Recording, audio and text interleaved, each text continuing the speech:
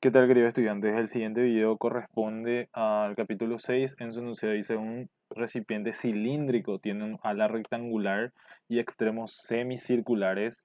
Está fabricado de la misma chapa metálica. A hecho, calcule el ángulo a hecho por el ala vertical con la vertical cuando el recipiente reposa en su posición de equilibrio sobre la horizontal. En este caso nosotros tenemos un conjunto de placas, o sea, de chapas planas, que obviamente forman un elemento tridimensional, pero obviamente hueco, ¿verdad? O sea, en el centro básicamente el cilindro es hueco, pero tiene dos tapas laterales que son semicírculos y después una mitad de cilindro, o sea, el área lateral de un cilindro que sería el de 400 milímetros que vemos en la figura. Y después el ala, que es un elemento recto. Acá, como muestra la figura, esto representa 90 grados, entonces está de manera perpendicular al ala. La idea es encontrar la posición de equilibrio y bajo esa condición de equilibrio encontrar el valor del ángulo. Entonces, lo que se hace es, se grafica, en este caso, la posición de equilibrio tentativa y a partir de ahí se resuelve utilizando los conceptos de centroide. En este caso, como es una chapa homogénea, yo voy a trabajar solamente en una vista que sería la vista frontal, donde a partir de ahí voy a ubicar los diferentes centroides, pero obviamente voy a trabajar de manera tridimensional, es decir, voy a trabajar con las posiciones de los centroides en diferentes planos, aunque si nosotros encontramos la vista frontal, nosotros ya sabemos que este elemento va a tener la ubicación de su centroide en la mitad de estos 400 milímetros, porque obviamente se encuentra de manera simétrica, es decir, si yo tengo este como el eje Y y este como el eje X, perdón, el eje Z, este es el eje Y, el centroide se va a ubicar exactamente sobre ese eje. Y lo que nosotros sabemos en este caso es que va a estar simétrico respecto al eje Z y al eje X. Entonces lo único que nosotros tenemos que obtener es el valor de la posición del centroide sobre el eje Y. Pero no vamos a tener en cuenta ese punto, sino que explico nada más para tener una idea de cómo ir trabajando, sino que vamos a tener en cuenta la posición de equilibrio. Entonces voy a hacer el gráfico y voy a tener en cuenta después las diferentes superficies a ser utilizadas. Bien, esta es la figura en la condición de equilibrio, es decir, visto de manera frontal, donde obviamente nosotros tenemos realmente diferentes elementos. Tenemos, por ejemplo, la chapa plana, tenemos la chapa curva y las chapas semicirculares, que son estos dos que están acá. Sería en este caso la figura 3 y la figura 4, que es la que está en el fondo. Son cuatro láminas, en este caso de chapa, que es del mismo material, entonces básicamente importa nada más que su geometría porque el peso específico no va a afectar, ya que es el mismo elemento. Ahora, ¿cuál es la característica de la posición de equilibrio? Nosotros sabemos que para que exista equilibrio, la normal y el peso tienen que superponerse, o sea, tienen que actuar en la misma línea de acción de tal manera que la sumatoria de fuerza genere obviamente una misma posición de verticalidad, o sea, la normal va a ser igual al peso, pero a su vez nosotros tenemos que la normal tiene que actuar en la misma posición donde está actuando el centroide. Entonces, ¿qué características cumple la normal? La normal es perpendicular a la superficie de contacto, en este caso es horizontal. Y como esto es un semicírculo, tiene que actuar siempre en dirección en este caso, al centro del del semicilindro, ¿verdad? En este caso la mitad de un cilindro. O sea, la normal siempre va a tener esta dirección. Entonces, ¿qué va a ocurrir? Nosotros, por ejemplo, para la figura 1, tenemos un peso actuante en esta posición. De la figura 2, que es la chapa cilíndrica, podemos tener un peso que está actuando en esta posición. Después tenemos la figura 3 y la figura 4, que tienen también otros pesos. Entonces, teóricamente la sumatoria de estas fuerzas genera un mismo peso. Peso total es igual a W1 más W2 más W3 más W4. Y la normal, para que esté en equilibrio, tiene que ser igual al peso total. Pero con solamente esa condición no es suficiente, porque si no actúan en la misma línea de acción, obviamente va a ocurrir que nuestro sistema va a estar en desequilibrio de rotación, en equilibrio de traslación va a estar porque la sumatoria en Y es igual al peso. Entonces, nuestra condición principal es que el perdón, el peso actuante del conjunto compuesto sea igual a este peso que está acá. Y que su línea de acción coincida con la línea de acción de la normal. De esa manera, entonces, todo va a terminar eliminándose y por ende va a ser mucho más rápido de poder determinar la condición de equilibrio. Entonces, ¿qué es lo que yo voy a considerar? Voy a considerar que este es mi referencia X. O sea, en este caso, voy a considerarle como eje para tener las mismas vistas. Sería el eje Z, el eje Y, donde en este caso ese punto de equilibrio es nuestra condición inicial. Y a partir de ahí yo voy a determinar las posiciones de cada uno de los centros, donde la condición entonces, si el peso coincide con el, la dirección de la normal, entonces quiere decir que el centroide o sea, el centro de gravedad, o el centroide en este caso, porque estamos trabajando con una misma lámina de un mismo material, coincide sobre la vertical. Entonces nuestra condición es que la I del centroide sea igual a cero. Es decir, independientemente a qué altura se encuentre, para que exista la misma verticalidad, tienen que encontrarse exactamente ese punto.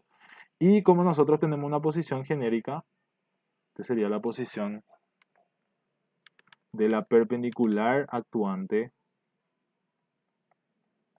a este espacio, y este va a ser un ángulo alfa también. Es decir, el mismo ángulo con respecto a la vertical que nosotros tenemos acá. Entonces, eso nosotros vamos a utilizar para poder desarrollar el ejercicio, donde nosotros vamos a considerar que la placa se inclina en la misma, el radio perpendicular al diámetro se inclina en la misma dirección que el ángulo alfa, y esa es la posición de equilibrio. Entonces, a partir de ahí nosotros tenemos que utilizar los valores de centroides de estas figuras. Para el caso de las chapas laterales, que son semicírculos, utilizamos esta fórmula acá, y para el caso del área lateral, el semicilindro, utilizamos esta fórmula de arco de semicírculo, donde esa es la posición donde estaría actuando el centroide. Entonces, en este caso vamos a utilizar estas fórmulas. Bien, ¿qué es lo que nosotros vamos a utilizar entonces? Vamos a determinar primero voy a poner acá, centroide. Este va a ser la posición del centroide 1, este va a ser la posición del centroide 2, y este va a ser la posición del centroide 3 y centroide 4.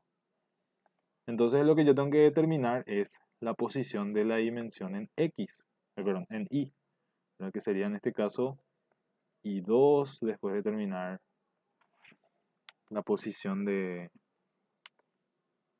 este caso sería Y3, Y4, y determinar la posición de Y1. Y en este caso considerando obviamente las áreas de cada figura, es decir, yo tengo que determinar el valor del área 1, área 2, área 3 y área 4. Donde área 1 es básicamente un rectángulo que tiene 200 por 400. Entonces es mucho más fácil 200 por 400.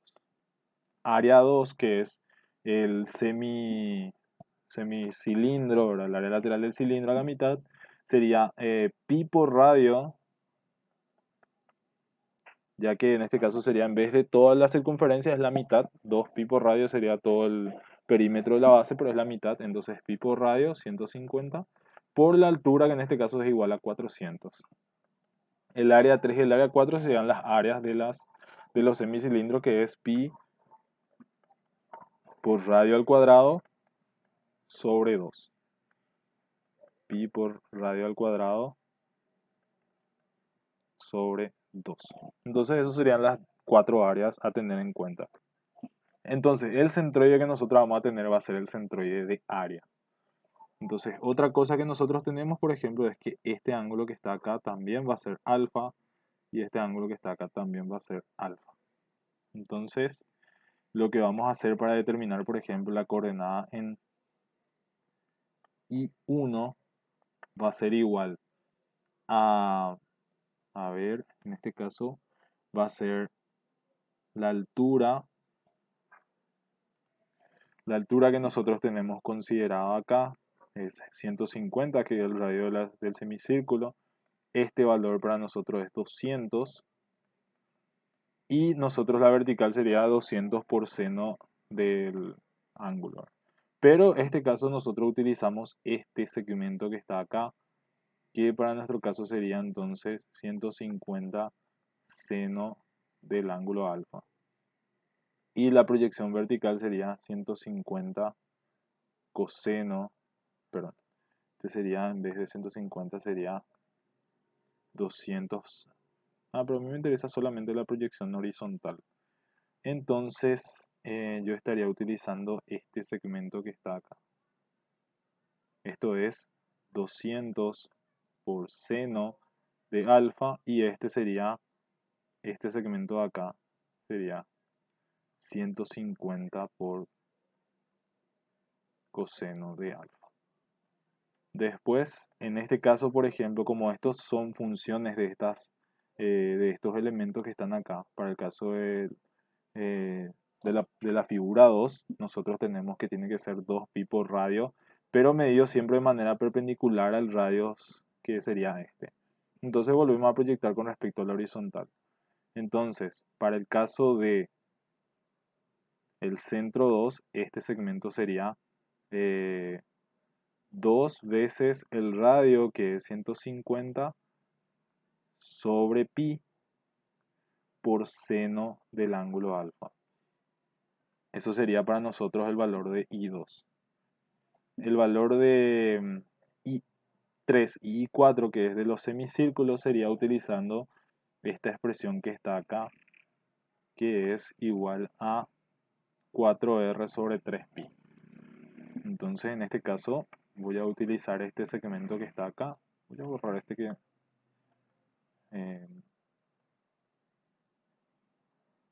sería en este caso este elemento. Sería 4 veces el radio, que es 150, sobre 3pi. Y también se multiplica por seno del ángulo, que en este caso sería el valor alfa. Entonces, la idea es determinar la posición horizontal. Entonces, en este caso, para la posición en I1, que sería la figura 1, sería en este caso 150 coseno de alfa más 200 seno de alfa sobre 2, porque está obviamente a la mitad de la chapa central. Todo esto, considerando mi referencia, tiene que ser con signo negativo, ya que se encuentra hacia el lado opuesto de la dirección positiva. En el caso de I2, va a ser igual a el radio, que es, perdón, va a ser 2 veces el radio, que es 150, sobre pi por seno del ángulo alfa. Positivo porque se encuentra en esa posición dada. Y 3 es igual a 4 veces el radio, 150 sobre 3pi por seno del ángulo alfa. Y I4 va a cumplir el mismo valor. 4 veces el radio, 150 sobre 3pi por seno del ángulo alfa. Para entender bien, yo tomo en cuenta para la figura 3 el valor del radio, que es 4R sobre 3pi, y utilizo la proyección horizontal, que sería por seno del ángulo. Lo mismo para este de acá, teniendo en cuenta que esto es 4R sobre 3pi. En cambio, para la figura 2, a partir del centro tomo la función 2 veces el radio sobre pi. Y para el otro, obviamente, dependiendo de la condición geométrica. Siempre teniendo en cuenta que esta es la posición de equilibrio, entonces a partir de acá yo voy a partir para hacer todo. Entonces, en este caso lo que hago yo es hallar el centroide. Nuestra expresión para hallar el centroide era igual a sumatoria, o sea, la i del centroide sería igual a sumatoria de i por área sobre sumatoria de área. Conceptualmente, la sumatoria de área tenía que dar un valor distinto de 0 para que el centroide se pueda ubicar. Entonces, si yo igualo esto a 0, lo que yo puedo despejar es que la sumatoria de i por área tiene que dar igual a 0. El área tiene que salir distinto de 0, que creo que sale distinto de 0 porque tenemos valores diferentes, ¿verdad? Entonces todos son positivos, no va a salir 0, pero el producto de y por área sí va a salir 0 y tiene que salir 0 para que esté en la posición de equilibrio. Entonces lo que yo condiciono acá va a ser que el valor de y por área va a ser igual a 0. Entonces nuestro producto sumatoria de y por área es igual a I1 por área 1 más I2 por área 2, 3 por área 3 más I4 por área 4 sea igual a 0. Entonces eso es lo que nosotros vamos a utilizar para resolver el ejercicio. Área 1 dijimos que era 200 por 400 por I1 que es menos. Esto puedo cambiarle ya de signo y ponerle acá negativo. Esto es 150 coseno de alfa más 200 sería así realmente seno de alfa. Y 2 es 300 sobre pi seno de alfa y el valor del área 2 es igual a pi por, en este caso pi por 150 por 400. Más el valor de I3 es igual a 600 sobre 3 sobre 3pi por seno del ángulo alfa por el valor del área que es 150 pi sobre 2. 150 al cuadrado por pi sobre 2. Y luego queda la función I4 que es también 4 veces 150 que sería en este caso 600 sobre 3pi por seno del ángulo alfa por 150 al cuadrado por pi sobre 2. Entonces todo esto tiene que ser igual a 0. Acá el valor de pi se va, este también se va, el valor de acá se va. Entonces queda agrupar en relación a una misma variable, ¿verdad? En este caso considerando el valor de seno del ángulo. Bien, en este caso entonces el producto sería menos 150 por 200, acercar un poquito más, por 400 por coseno de alfa menos 100 por 200 por 400 por seno de alfa. Acá sería el producto de más 300 por 150 por 400 seno de alfa más acá sería reduciendo sería 100 por 150 al cuadrado por seno de alfa y voy a multiplicar por 2 porque básicamente tenemos dos expresiones iguales. Entonces va a ser por 2. Y esto nosotros igualamos a 0. Puedo pasar entonces todo a un mismo miembro. En este caso puedo tener acá menos 150 por 200 por 400 por coseno de alfa igual a menos 300 por 150 por 400 menos 200 por 150 al cuadrado más, en este caso, más 100 por 200 por 400.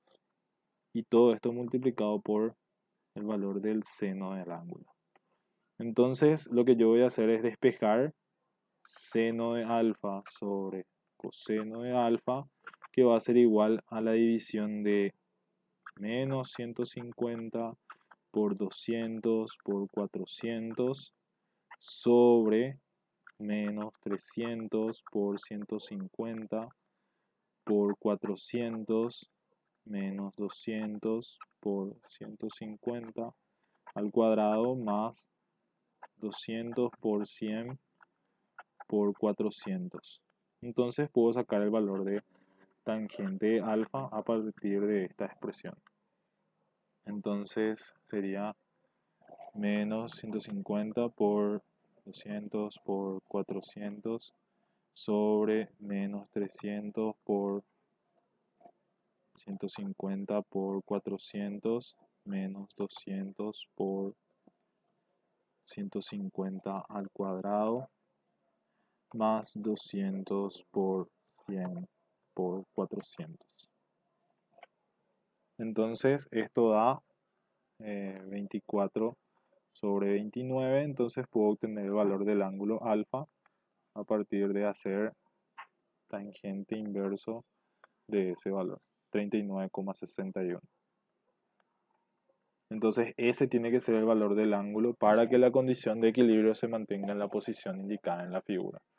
Entonces de esta manera se resuelve el ejercicio.